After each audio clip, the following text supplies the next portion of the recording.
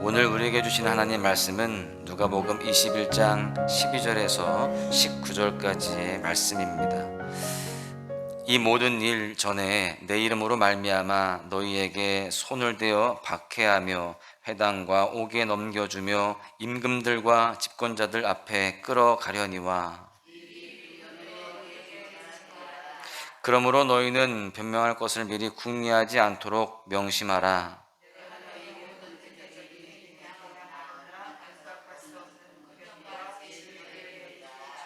심지어 부모와 형제와 친척과 벗이 너희를 넘겨주어 너희 중에 며칠 죽이게 하겠고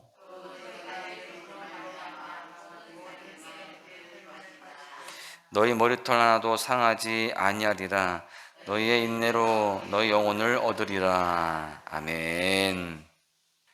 영화 빠삐용의 실제 주인공 앙리 샤리에르는요 20살 때 파리 시내에서 일어난 살인사건의 범인으로 지목을 당하게 됩니다.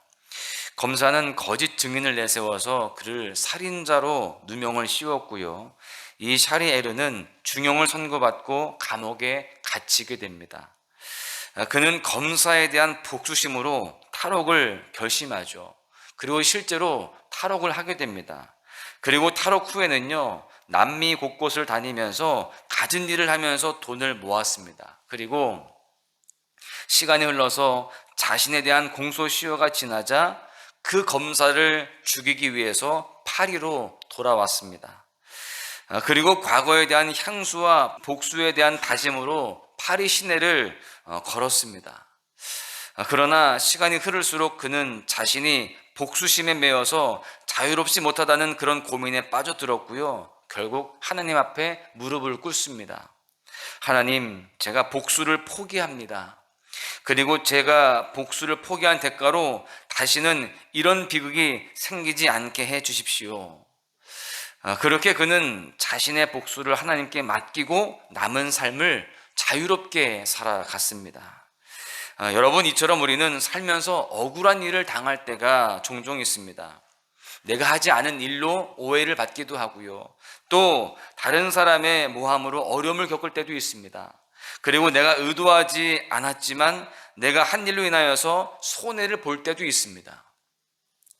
이렇게 억울한 일이 있을 때 여러분들은 어떻게 반응하십니까? 각자마다 다 반응이 다르겠지만 특별히 하나님을 믿는 성도들은요, 크게 두 가지의 반응을 보이게 되죠. 하나는 내가 당한 그 억울함을 풀기 위해서 스스로 변명하는 사람들이 있습니다. 그런가 하면 또 다른 사람은 묵묵히 인내하고 기도하면서 하나님께 문제를 맡기는 사람이 있는 거예요. 물론 스스로 변명을 할 때 문제가 해결되기도 합니다. 그러나 하나님께 기도로 문제를 맡기면요, 문제를 넘어서는 하나님의 은혜를 맛보게 되는 것입니다. 생각하지도 못하는 방법으로요, 문제를 해결하시는 하나님의 은혜를 경험하게 된다는 겁니다. 특별히 오늘 함께 읽은 본문은요, 이 종말의 때를 사는 성도가 다른 사람의 박해와 모함 가운데서 어떻게 해야 하는지를 우리에게 말씀해 주고 있습니다. 바라기는 오늘 말씀을 통해서 내 힘과 능력으로 변명하는 삶이 아니라 인내를 이루어서 하나님께서 우리의 삶의 모든 문제를 해결해 주시는 복된 삶을 경험하시기를 간절히 소망합니다. 여러분, 그렇습니다. 오늘 우리에게 주시는 이 말씀을 통해서 주시는 교훈은 첫 번째로 변명하지 않고 인내하면 은혜를 주신다라는 사실입니다. 본문 12절을 보십시오. 이 모든 일 전에 내 이름으로 말미암아 너희에게 손을 대어 박해하며 회당과 옥에 넘겨주며 임금들과 집권자들 앞에 끌어가려니와. 이 본문은요, 우리가 종말의 때에 예수님의 이름으로 박해를 받고 회당과 옥에 넘겨지며 임금들과 집권자들 앞에 끌려간다라는 이야기를 하고 있습니다. 이 말이 무슨 말입니까? 믿음을 지키는 성도들에게 마지막 때에 고난과 어려움이 찾아온다는 거예요. 어떤 어려움입니까? 사람들이 성도들을 잡아 박해하고 회당과 감옥에 가둡니다. 또한 세상의 권력 앞으로 끌어간다는 거예요. 즉 마지막 때에 성도들에게는요, 삶을 뒤흔드는 고난이 올 수도 있다라는 말씀을 하고 있는 겁니다. 그런데 이러한 때에 성도는 어떻게 해야 될까요? 이때 우리는 변명하지 말아야 됩니다. 14절에 보십시오. 그러므로 너희는 변명할 것을 미리 궁리하지 않도록 명심하라. 여러분, 왜 우리가 변명하지 말아야 할까요? 우리의 힘과 능력으로는요, 임금들과 집권자들로 대표되는 세상의 권력을 이길 수가 없기 때문에 그렇습니다. 여러분, 그렇다면 우리가 어떻게 해야 될까요? 변명하지 말고 인내해야 된다는 겁니다. 그런데 중요한 것은 성도의 인내는 세상의 인내와 다르다는 것입니다. 세상의 인내는 어떻습니까? 어찌할 수 없는 괴로움과 어려움을 참고 견디는 거예요. 그냥 견디는 거죠. 세상의 인내는 언제 해결될지, 누가 해결해 줄지 알 수가 없습니다. 그래서 그저 버티는 것입니다. 그러나 성도의 인내는요, 다릅니다. 지금 내 상황에 괴로움과 어려움이 있지만 반드시 하나님이 정하신 때에, 하나님의 뜻 가운데에 하나님께서 해결해 주실 것을 알고 있는 소망의 메시지인 줄로 믿습니다. 그렇게 소망을 가지고 인내할 때에 하나님은요, 은혜를 주시는 것이죠. 사랑하는 여러분, 여러분은 예수님의 이름으로 당하는 고난 앞에서 어떻게 반응하고 있습니까? 말세를 살아가는 여러분의 삶에 어떤 고난이 있으십니까? 어떤 분들은 믿지 않은 가정에서 신앙에 대한 박해로 억울함이 있을 수 있습니다. 또 어떤 분들은 더 열심히 신앙생활하고자 하는데 건강과 상황이 따라주지 않아서 속상한 마음도 있을 것입니다. 또 원치 않는 여러 가지 어려운 일들로 마음이 괴로울 수도 있습니다. 여러분, 바라기는 그 마음을 이 시간 소망을 가지고 예수 그리스도의 십자가 앞에 내어놓으시기를 바랍니다. 저와 여러분이 내 억울함을 풀기 위해서 예수님의 이름을 파는 정도가 아니라요, 예수 그리스도의 이름의 권세를 믿고 십자가를 붙들고 인내할 수 있기를 간절히 소망합니다. 여러분, 그럴 때에 하나님께서는요, 인내한 우리에게 늘 함께 하시고 우리에게 은혜를 베풀어 주실 줄로 믿습니다. 15절에 보십시오. 내가 너희의 모든 대적이 능히 대항하거나 변박할 수 없는 구변과 지혜를 너희에게 주리라. 하나님은 분명히 약속하십니다. 우리가 인내하면 세상을 이길 수 있는 구변과 지혜를 우리에게 주신다는 거예요. 세상의 그 어떤 권력과 능력으로도 이길 수 없는 하나님이 주시는 능력을 받게 된다는 것입니다. 그 능력을 가지고 그 모든 어려움들을 이기게 된다는 것이죠. 여러분, 이 능력이 우리 모두에게도요, 약속된 줄로 믿습니다. 그러므로 지금 잠깐 받는 고난에 주눅들지 말기를 바랍니다. 힘들 수 있지만 그 고난에 매여서 주저앉아 있지를 마시기를 바랍니다. 왜냐하면 하나님은 고난 중에도 이렇게 인내하면서 새벽 기도를 지키며 기도하는 여러분들 모두에게, 또 소망의 묵상을 하면서 주님을 의지하는 여러분들 모두에게 반드시 응답하시는 하나님이 되시기 때문에 그렇습니다. 그러므로 저와 여러분이요, 어떤 어려운 상황에 놓인다 할지라도 하나님을 믿고 신뢰하며 그 문제를 뛰어넘어서 해결하시고 역사하시는 하나님의 놀라운 은혜를 다 경험하시기를 주님의 이름으로 간절히 축원합니다. 두 번째는요, 기도로 인내하면 생명을 얻는다는 것입니다. 여러분, 그렇습니다. 이 본문은요, 우리가 억울한 일을 당할 때 하나님을 믿고 인내하면 생명을 얻게 된다라고 말씀하고 있어요. 19절을 보십시오. 너희의 인내로 너희 영혼을 얻으리라.